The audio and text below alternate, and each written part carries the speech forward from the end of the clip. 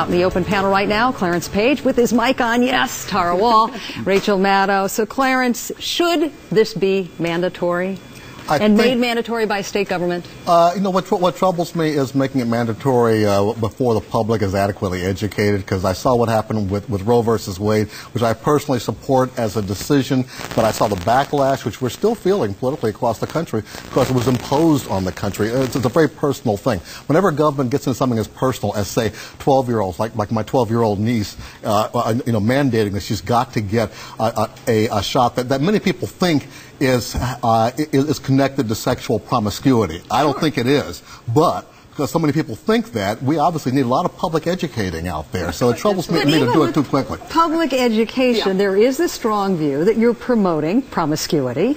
There are people that think, since this vaccine has only been around for 4 years, that it really won't convincingly reduce rates of cervical cancer. So what difference is it going to make if there's a time lag before you make it mandatory? Well, here's the thing. If we were talking about a vaccine for any other kind of cancer, as the person in your previous segment described, we would be singing hallelujah right now. But the fact that this is a disease that is spread by sexual contact, human papillomavirus, which leads to cervical cancer, all of a sudden we get hysterical and lose the ability to think reasonably about this. Once you bring up sex, we lose all public health rationality about this. And so I think that really what you need to consider is whether or not this is going to be treated as a public health and safety issue, or whether this is going to be another thing about which we have a hysterical sex conversation involving teenagers, because we can't have that debate. Of both of those. Listen. You talk about not having the buy-in of the public, not having the buy-in of the legislature. The governor did this on his own. The governor, whom I respect, and actually he's my governor. I voted for him, but he's wrong on this. He has been a very good conservative governor, but he's wrong on this issue. As my mother, says, a person can be sincere, but they can be sincerely wrong. How can there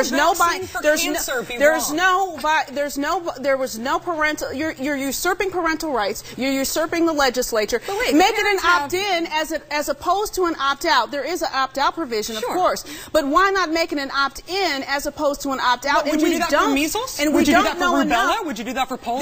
This has to do with a very sensitive, issue that is a family issue that parents need to discuss with their children amongst themselves, and not to have the government impose upon them. That's not for the government to decide. If you want to see how it's working so far, I want you all to look at the screen right now, because this is a staggering statistic.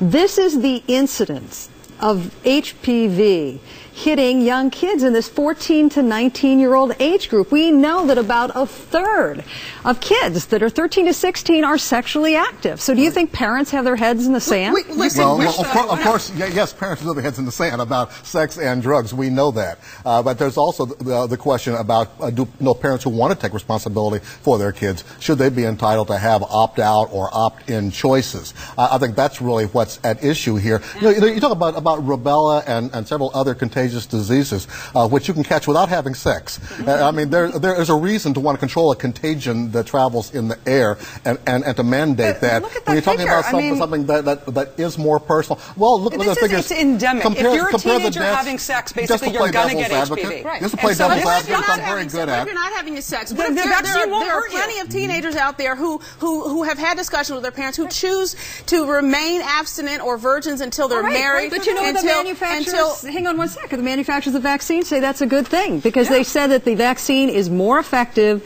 when you're inoculated before you start having sex. The other factor is, and my mother is a nurse as well, and some of the issues that are being raised is how new this is. It hasn't been tested and tried. It needs to be given some time. The other portion, again, opt-in, not make an opt-out. Let parents decide. This is the government assuming parents don't know what's best for their children. I think that's a little bit elitist. Okay, gang. Tara Wall, Rachel Maddow, Clarence Page, thanks for all your perspectives. We got a really hot topic.